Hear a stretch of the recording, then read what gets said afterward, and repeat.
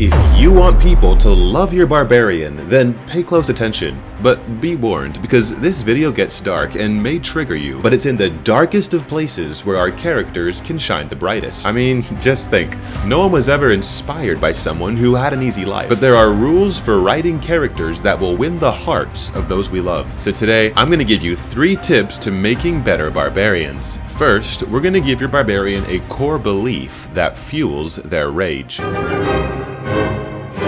To paint a picture for you, this scene from the Avengers here is both one of the most iconic yet meaningless lines from the movie. And to this day, I still have no clue why is he angry. Is he actually ticked off all the time at everybody? The strongest anger has substance that makes other people think something's not right with that guy. But then they're often too scared to try and fix it.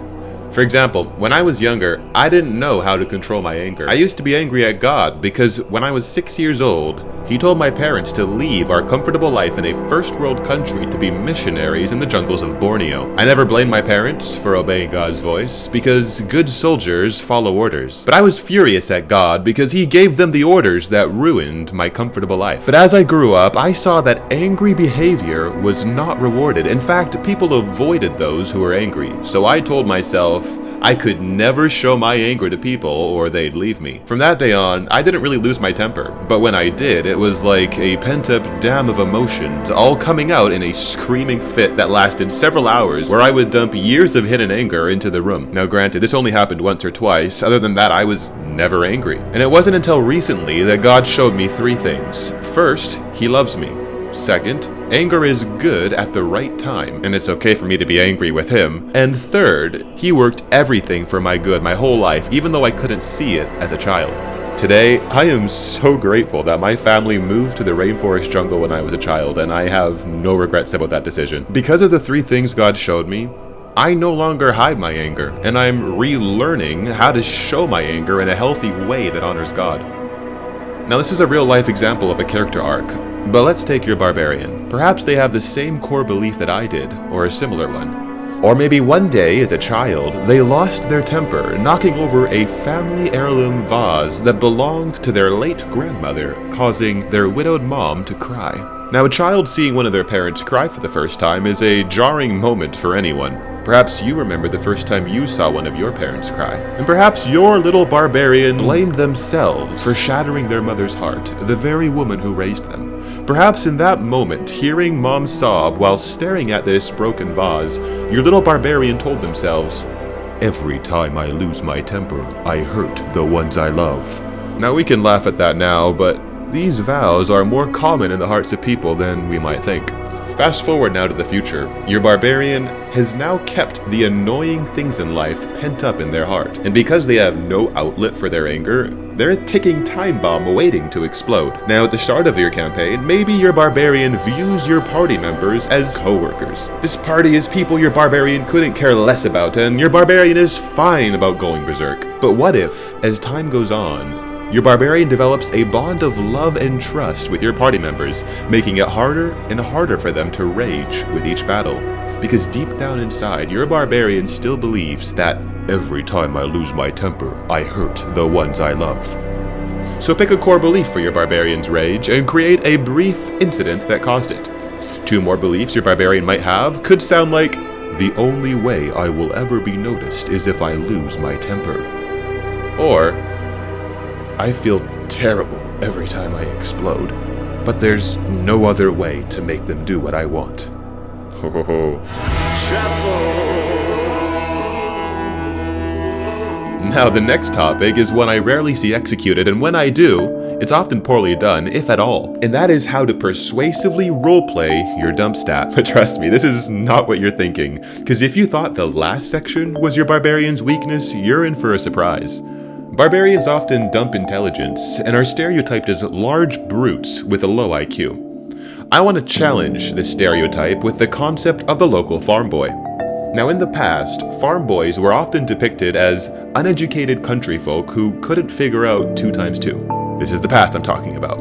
But the reason a farm boy in that old-time context might not have had the brightest intelligence isn't because they were born with a low IQ, but rather they hadn't been given the chance to learn. Farmers are some of the most observant individuals in a classroom simply because their ability to listen and their hunger to learn outshines most students from the big cities. This means that if given the opportunity, a farm boy has the potential to become even smarter than a professor in a university. They just were never given the chance to study at MIT. Now, what if your barbarian, while having an incredibly low intelligence, wasn't born dumb, but has an extremely high IQ that was simply never developed?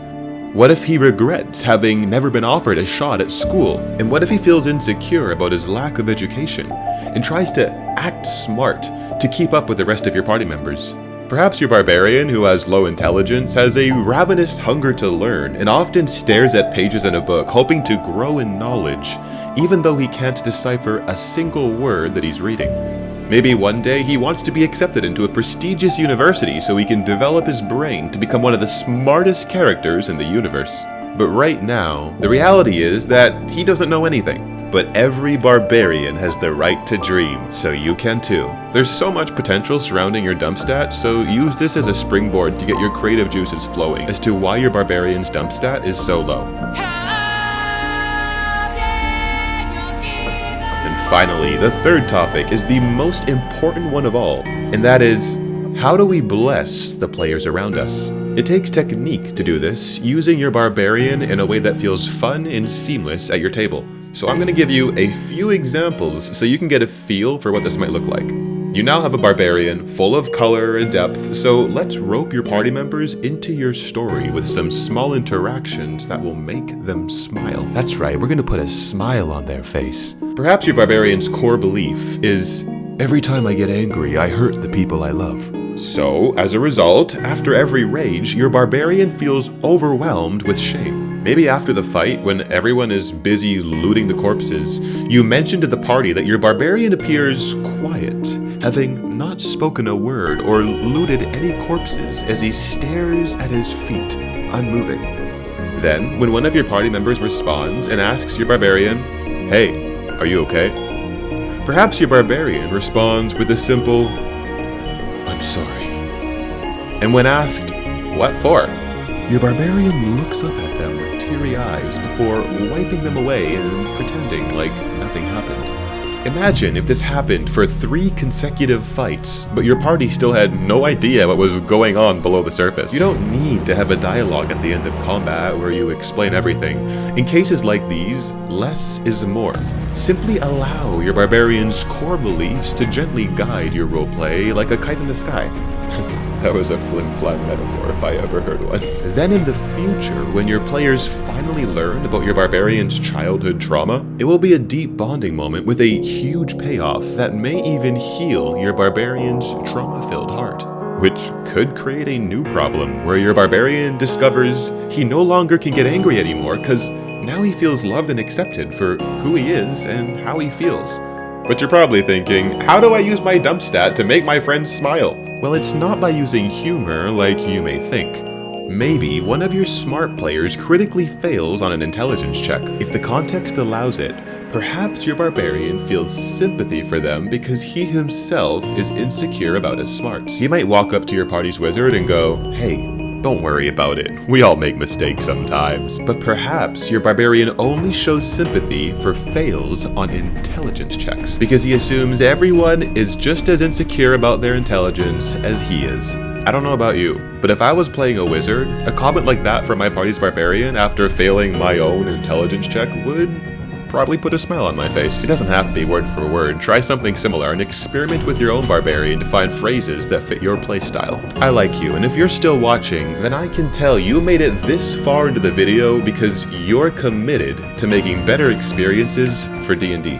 But if you really want to take your games to the next level, then watch this video here. I wish you all the best, and remember, you're a legend.